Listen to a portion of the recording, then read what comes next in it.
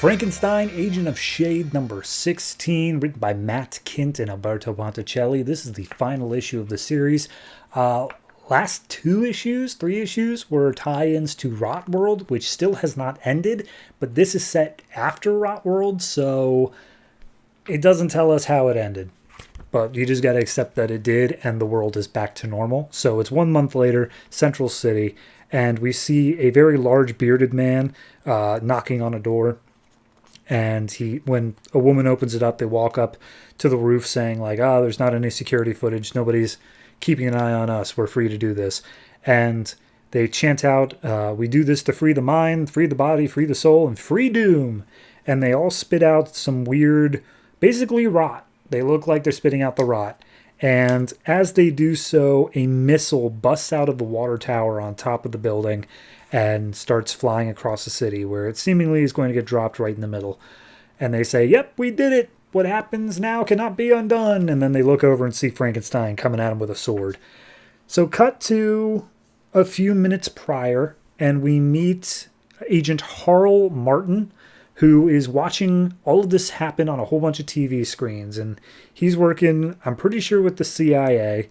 And they're like, okay, these guys have been called the Plague. They were a bunch of random nobodies who were just kind of like a doomsday cult, but they were just starting out small time. They were hacking into banks, doing computer viruses. And then at one point, they did a bomb outside a Swiss bank. They got involved. They stopped the bomb, but they realized that it was full of a genetically modified flu virus. It wouldn't kill many people, but it would still be a major biological attack. So they've moved their way onto something bigger. And at this point, he kept tracking them. Turns out that they disappeared for a while. They ended up at Castle Frankenstein, and when they came back, something was different about them. And that's where Harl has really been paying more attention, because he thinks that they made some sort of dirty bomb, and he's just waiting for them to all get together to do the thing in order to jump on them. And as they are sitting there waiting to make their move, Harl is watching the screens, and he sees the group being attacked by what seems to be a wolfman, a vampire, and Frankenstein. So he calls up his superiors, and he's like, yeah, there's like some creatures attacking the people I'm supposed to be watching. I have no idea what's going on. And this has been literally tens of millions of dollars sunk into this investigation over the course of 5 years. So he's currently like, okay, I don't even know anymore. But then he sees the bomb. He sees the missile going out of the water tower, and he's like, no. That's the thing I thought would happen. Oh, geez. Everybody run. The city is doomed. And as he steps out of his van, he looks up and sees it explode. So cut back to half an hour before all this. Frankenstein and creature commandos are being briefed that they are to go after a giant sand snake that's in Saudi Arabia. But before that, because it's on the way, they're just going to take care of the little thing over in Central City, because they are officially super powered, which is more than the average police force can deal with. So they're just going to step in and take care of that.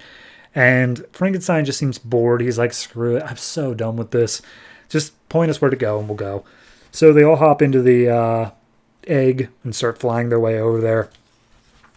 They go in a buddy system. Velcoro's with the Wolfman guy, who I've completely forgotten the name of. Frankie. No, that's Frankenstein. I don't think they have it. And Nina says that she's going to lay out the scrambling software called Bigfoot to make sure that they aren't caught on camera. And Frankenstein and Nina make their way through the sewers to where they're going. And Nina's kind of just like, hey, we kind of had like a moment before, but since then you kind of shut me out. Just want to know what's going on, why you're so angry again. And he's just like, I just want to leave S.H.A.D.E. Like, it sucks. I don't want to do this anymore. But, like, I know they're not going to let me rest, even though I'm dead. So they make their way out of the sewers right outside of where the group is supposed to be. Frankenstein gets a lift onto the top of the building from Velcoro. And they're like, okay, so how are we planning on taking out these guys? We haven't really even discussed that. Frankenstein's like, my blood is able to neutralize their rot-based stuff. And he's like, okay, but you don't bleed, so how do you plan on doing that?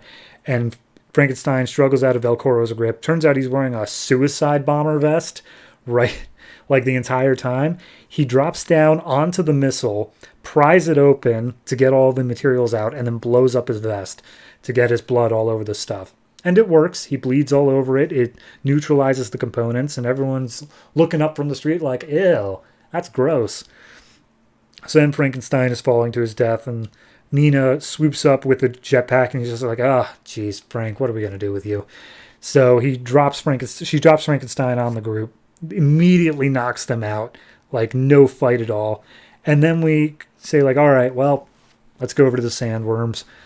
So then we cut to Homeland Security 24 hours later. They're talking to Agent Harl, and he's recounting exactly what happened. And they're like, okay, so you think that a group of movie monsters showed up and took out this group? You think it's part of a black ops security mission that even the government doesn't know about? And you think that they are far more capable than us in every way? And Harl's like, yes, and yes. It's like, okay, cool. We're going to recommend you take a leave of absence, and we'll finish up your report for you. Go on, get. So they basically kick him out, and then we see that, Creature Commandos still continuing the fight. So that's Frankenstein. That's the final issue. I think this last issue is, kind of whatever. It's just, they got really inconvenient with where the tie-ins to Rot World had to be. So it just kind of worked out that it didn't have that much time to a satisfying final arc. That being said, I also don't think this is the most satisfying final issue. I think you could have done a lot more to like emotionally punch it.